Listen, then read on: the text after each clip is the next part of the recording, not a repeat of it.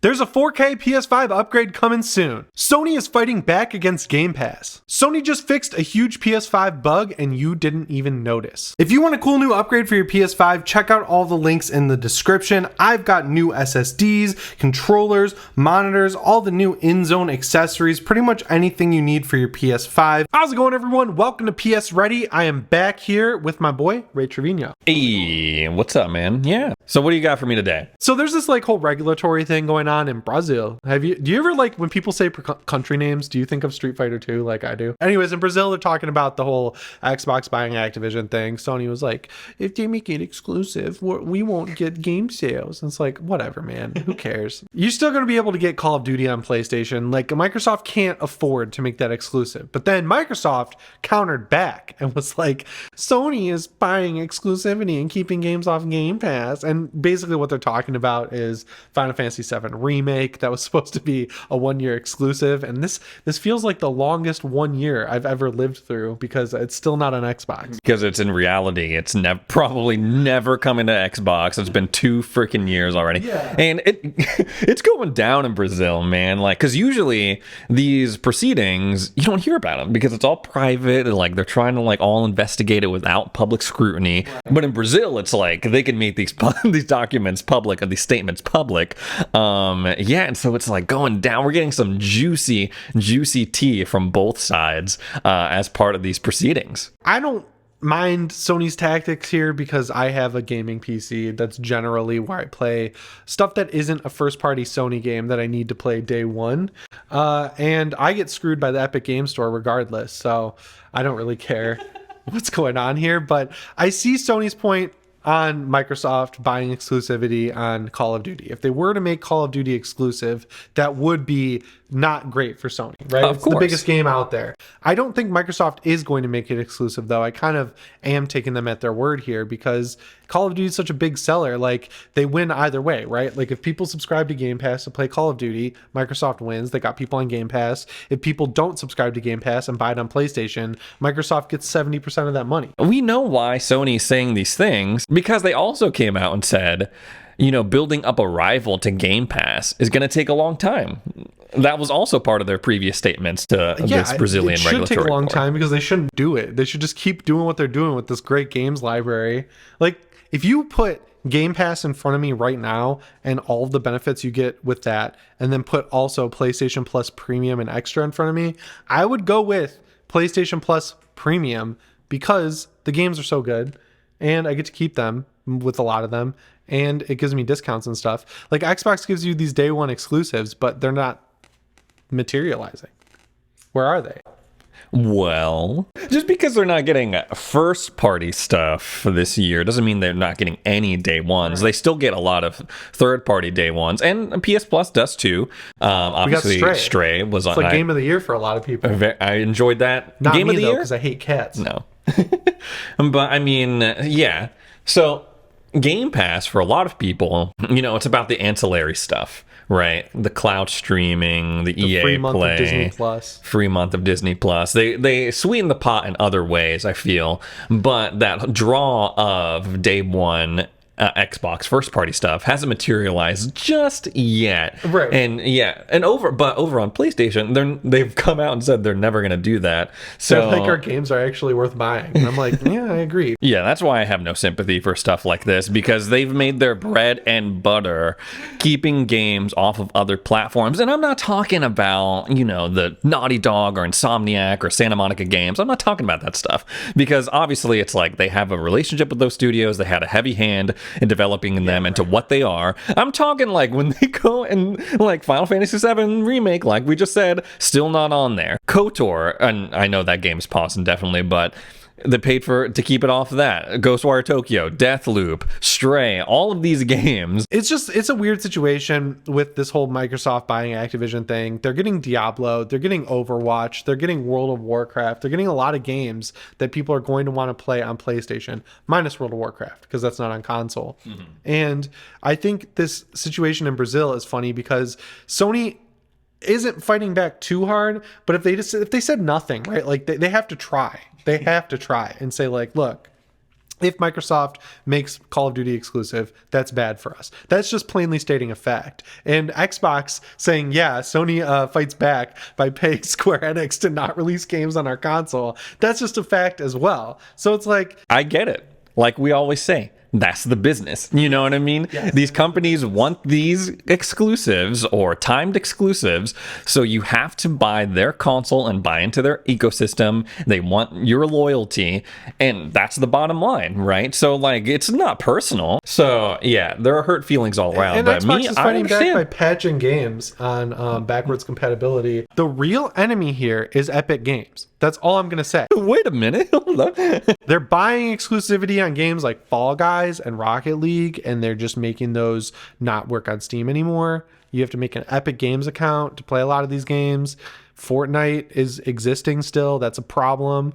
Overall, I think the real enemy we should all fight is Epic Games. We should unite, put our differences aside, and take on the real enemy, which is Epic Games, I guess. So next up here, despite the fact that we can't buy PS5s right now actively, it shows how much people want to buy this console and how well console gaming is doing right now, to consider that the PS5 has already passed the GameCube in sales. Congratulations, and that's a big milestone. I mean, I'm one of those sales. I have a disc version of the PS5 I bought last year. So console gaming more popular than ever, you could probably argue. Yeah. But I was also taken aback by, like, that's all that the GameCube ended up selling over its lifetime. But like, When you were in elementary school, we were in elementary when it came out, right? yes, Yeah. 100%. Did Elementary, all your friends have a GameCube? Because all of my friends had a GameCube, in addition to either a PS2 or an Xbox. I personally did not have a GameCube. I had a friend who had a GameCube. I didn't, because I had a 64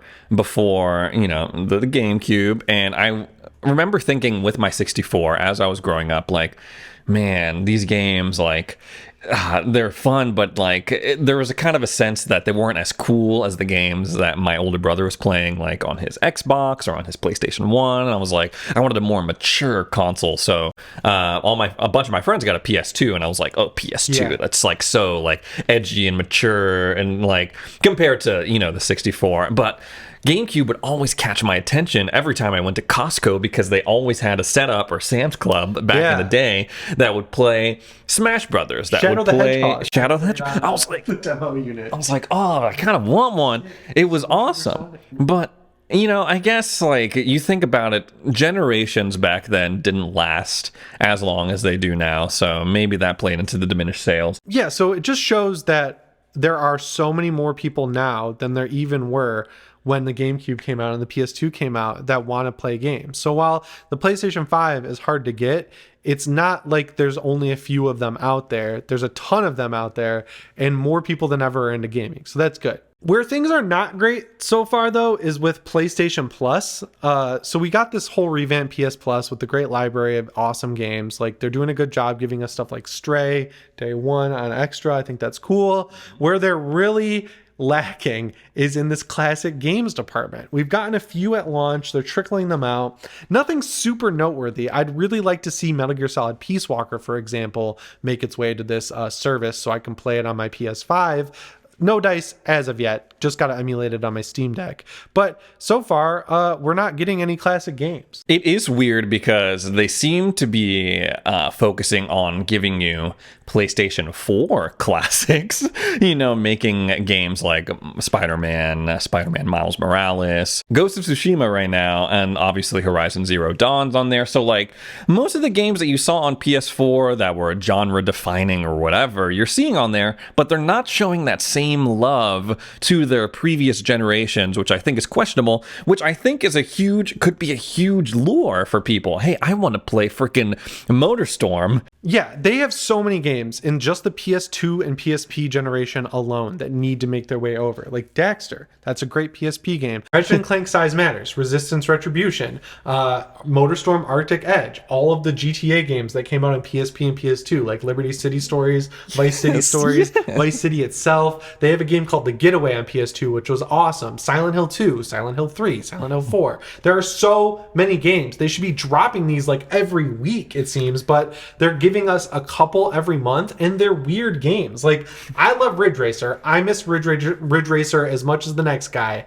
I don't think that was a marquee game to drop onto the PSP selection of games, especially when they have this many first-party ones that are just sitting there waiting to be ported. So what do you think it is? I mean, do you think it is a licensing issue? Do you think it's a compatibility issue? I don't think they want to do the work. Like, you got to make sure these games run well on the PS5 and look good upscaled. That seems to be more work than they're willing to do. Like Metal Gear Solid Portable Ops, they're neglecting Metal Gear Solid so much. This is like, I talk about this all the time. People see Metal Gear Solid as a Sony IP, despite the fact that it's owned by Konami, mainly because so many of the Metal Gear games were exclusive to PlayStation consoles for so long. Like Metal Gear Solid 1, 2, 3, and 4 were all PlayStation exclusives for a very long time. And where we're at right now, you can't play any of these games on the PlayStation 5 except for Metal Gear Solid 5, which is nuts. They do have some on there, right? Like Shadow of the Colossus, not the classic version, but the remake, right? Yeah, the remake. So one area where the PS5 is definitely lacking when you compare it to the Series X is with streaming apps. Do you stream like shows and stuff to your Xbox? I stream shows. I have Crunchyroll and HBO Max on my Xbox and Sling TV on my Xbox because I forgot to cancel my membership after I paid for Sling TV to watch the NBA Finals.